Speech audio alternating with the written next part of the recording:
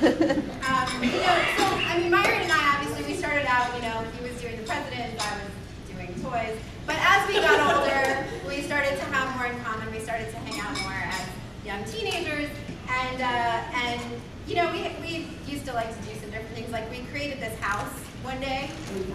It was called Rose Towers. And we got really excited about this. It was like this mansion, and it had like 5 turrets and like 20 bedrooms. And we had all these characters. And I have no idea what we actually were going to do with this house. I don't know what the purpose of it was, but we had all kinds of fantasies about the house. We were very excited.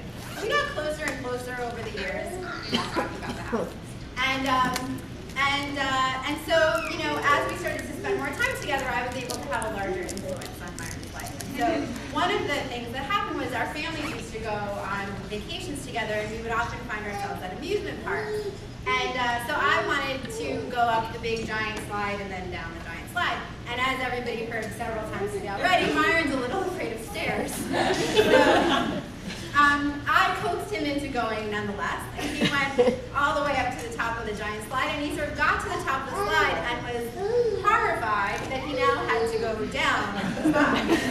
So he turned around and then realized that he'd have to go down the stairs.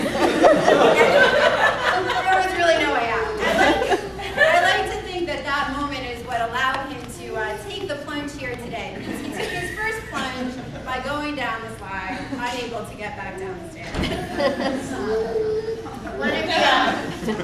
One of the other things that I was able to influence Myron on, and I have to say that today was one of the most proud moments of my life when I heard about this fashion transformation that happened in high school or junior high, and the huge impact it had on everyone else, because I am responsible. As we were hanging out, one day I looked at him with his, very geeky hair and glasses and the suits and the ties, which he was wearing even at age 5, by the way, but not at junior high. And I said, Myron, no, I'm not going to cut it. It looked like a door. We're going shopping. So we went shopping. We bought him a bunch of clothes. We even gave him a cool new mullet haircut. The 80s. And the rest is history, as we learned earlier. So, okay. I'm not as spontaneous, so I have to read. Sorry. So, with Myron's fashion transformation, he went off to high school and made several friends because he was no longer a nerd. So, he suppressed his nerdish tendencies, got contacts, he grew his hair, and he even started a rock band. And he made a music video, but for your safety as well as ours, it's not going to be shown tonight. But even with Myron's new popularity, he felt that something was missing, and he couldn't deny his love for classical music any longer. So he graduated high school and moved to New York City and sought to become a classical pianist. And although Myron was very talented and enjoyed taking trips to Italy and other places for competitions and concerts, he didn't have very much money, and so he began to long for his carefree high school days. Coincidentally, I was in high school at the time. So that provided Myron a perfect opportunity to come back and live his glory days. So I'd often be in school and find Myron in the cafeteria just hanging out there. And that led to him coming to concert choir with me on several occasions. And on one particular day, this led to us both being randomly selected for an octet, and we had to sing Havana Gila in front of the whole class. Luckily, Myron's quarter-life crisis came right in time for my prom, and my date canceled on me at the last minute, so Myron was there ready to accompany me. So we went to the prom together. His maturity level was also right on target.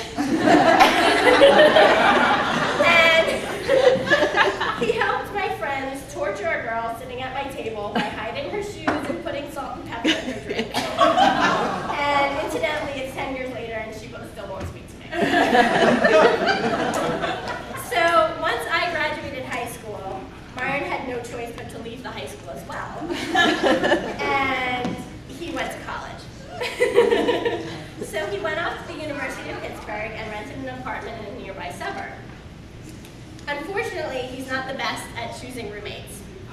And he took in a roommate that he quickly lost patience with. However, his confrontation skills were far from polished, and he spent all of his time doing everything he could to avoid this girl.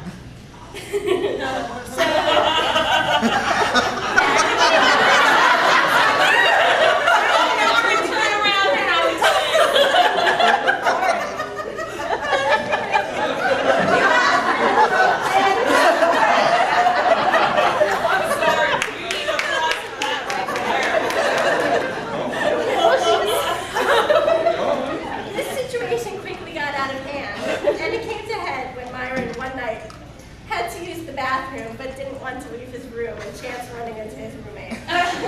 So he thought quickly and grabbed a teacup.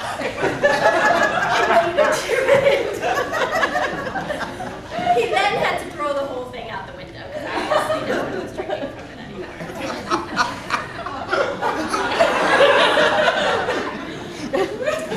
Now I get the mushy loving part. No more making fun of Myron. He was finally able to ditch the roommate and move to Chicago for grad school. His choice of roommates did not get much better, and he began to live with someone who shall remain nameless.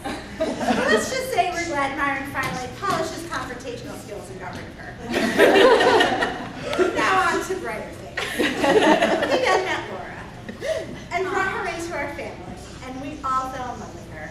We warned Myron not to mess this one up because he wasn't going to find anyone better. Laura gave Myron the strength to follow his dreams, so he dropped out of school.